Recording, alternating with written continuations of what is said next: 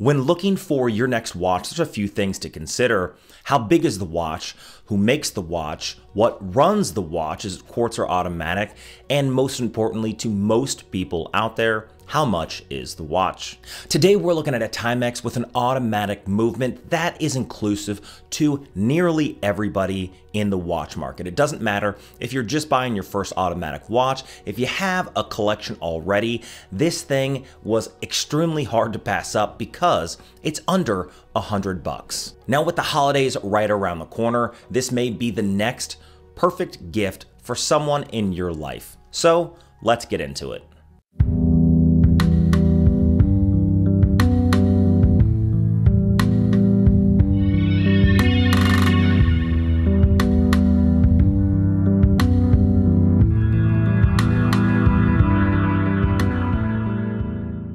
Now it's true that the holidays are just around the corner and Black Friday is just around the corner as well. Now I own Chase Straps and Chase Straps is having its biggest watch strap sale that I've ever had. 45% off of everything on the website for Black Friday only, so make sure to set a reminder. Now, Timex has a history that goes all the way back to 1854 with the Waterbury Clock Company in Waterbury, Connecticut. But in 1944, the company went insolvent and was reformed into the Timex Corporation that we know today. Clearly, Timex has a long history, and it is a very well-known brand that is recommended across the board as perhaps the first affordable watch in either a brand new collection or a watch for a seasoned collector. Usually the watches are quartz movements, something like the Timex Expedition, that come in around $30 to $60. Now Timex has also released their automatic collections with things like the Timex Marlin that range in the hundreds of dollars, anywhere up to $400 for like the Timex Marlin Snoopy, which I used to have, and I'm so sad that I don't have anymore. That was one of my favorite watches. The Timex we're looking at here, the Waterbury Automatic, this is gonna blend that Marlin series that is valued at hundreds and hundreds of dollars with something like the more affordable options of the quartz, because this thing comes in at 90 bucks. Now, when I saw this thing on Amazon for $89, I couldn't believe it. In fact, I had to hop on it because it was such a great deal. Now, I looked at the Timex Waterbury collection that are automatics for a good period of time, and even Teddy Baltazar last year released a video of this exact same watch except in the white dial, and it was 250 bucks. So slowly it's been going down and down and down, and now you can find them around $150, $160. So when I saw this thing on sale, I had to pick it up.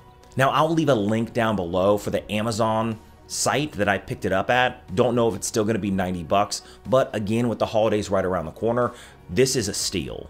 The Timex Waterbury checks a lot of boxes for me. It has a long history in the company. It is an automatic watch, and its build quality is very good, especially for the price point. I would say this watch is a heavy hitter at the price point, and I'd love to hear some comparisons down in the comments of what you think would be a better watch at the same price point. Now, you guys are gonna say Invicta Pro Diver immediately because it's an $80 automatic dive watch with 200 meters of water resistance.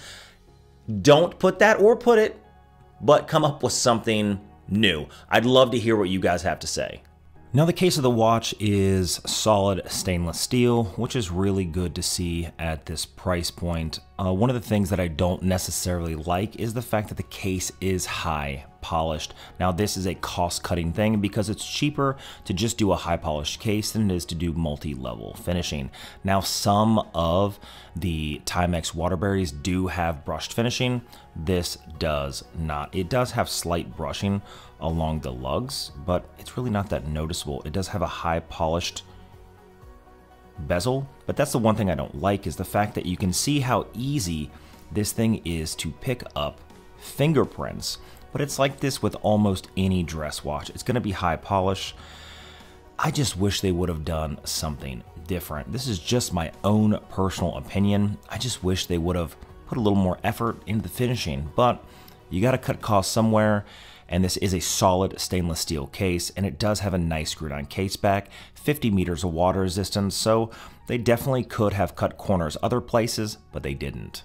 The watch comes in at 40 millimeters in diameter, a thickness of 12 millimeters, and a lug-to-lug of 46. The lug width is 20 millimeters, so any strap from Chase straps will fit this watch if you want to upgrade the strap.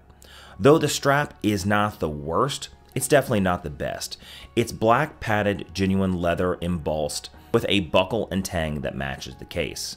The crystal of this watch is mineral, which is expected at this price point, and is a step up from the basic glass, but a step down from something like sapphire. Now, sapphire glass is something we've come to see on a lot of cheaper watches, such as the Pagani design. Now, the Pagani design comes straight out of China, and Timex technically is an American company, but of course their watches are still made in China. Timex offers several different color variants of the dial, but I chose the black dial as I think it generally goes with more outfits, different strap variations, and is just more of a classic appeal.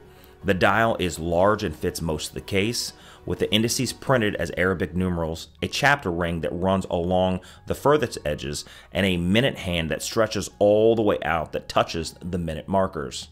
The printing is clean and done nicely, and the hands are simple, sword-shaped, continuing the simplistic elegance this watch really does bring to the table.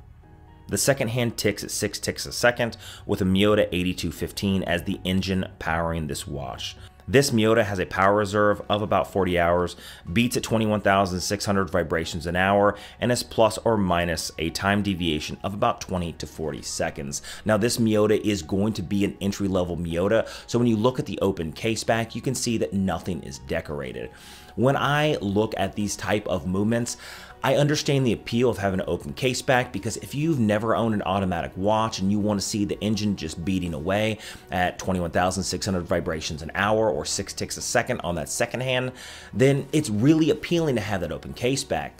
I think that if they just had a solid case back that had nothing on it except maybe some engraving on the metal, I think it would be much more appealing, at least with the overall aesthetic. But that is my own opinion.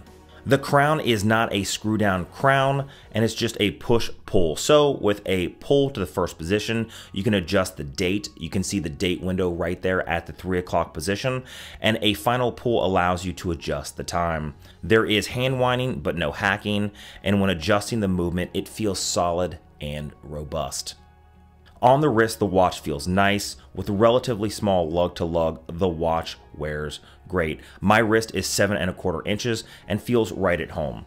The black strap does give a slightly dressier look, but when you look at something like the gray vintage strap from Chase straps, you can see that the overall aesthetic changes, and it can be worn with shorts and a t-shirt. Now, one of the things I love about something like this Timex Waterbury is just what I said, right? You can wear it in a suit with a black leather strap, or you can change the strap and dress it down.